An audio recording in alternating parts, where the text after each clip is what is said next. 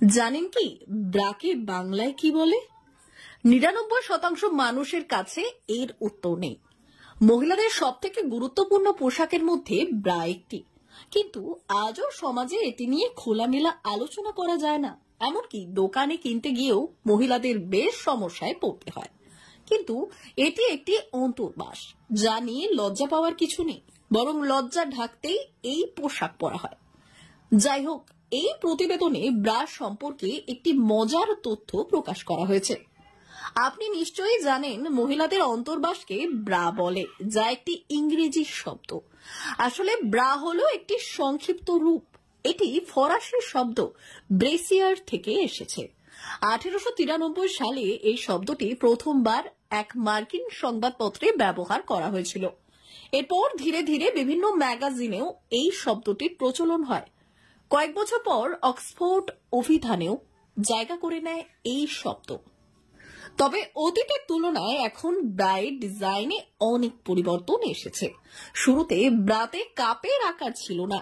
তাহলে একবার ভাবুন সেই সময় মহিলাদের কতটা সমস্যায় পড়তে হতো। জানা যায় 1930 সালে SH ক্যাম্প কোম্পানি প্রথমবারের মতো ব্রাতে কাপের আকার ডিজাইন তৈরি করেছিলেন। প্রাথমিকভাবে এই শব্দের অর্থ হলো শিশুদের অন্তর্বাস, কিন্তু পরবর্তীতে মহিলাদের পোশাকের রূপ দেওয়া হয়েছিল। আসলে ব্রা একটি সংক্ষিপ্ত রূপ।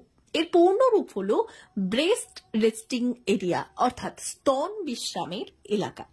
তবে একে বক্ষ বন্ধনীও বলা হয়ে থাকে। তবে যত সময় এগিয়েছে মহিলাদের এই অন্তর্বাসটির ডিজাইন পরিবর্তন হয়েছে। আজকাল বাজারে বিভিন্ন ব্র্যান্ডের A থেকে D সাইজের ব্রা পাওয়া যায়। তবে অধিকাংশ মহিলাই স্তনের সঠিক আকার না জেনেই অন্তর্বাস ব্যবহার করেন।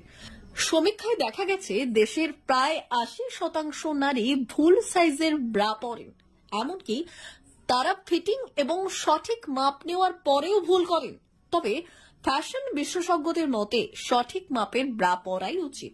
তবে একটা নির্দিষ্ট সময়ের পর আর এটি ব্যবহার করা যায় না। একটি ব্রায়ের মেয়াদ 8 থেকে 9 মাস থাকে, কিন্তু দীর্ঘদিন ব্যবহার করলে তার স্তনের ক্ষতি হতে পারে।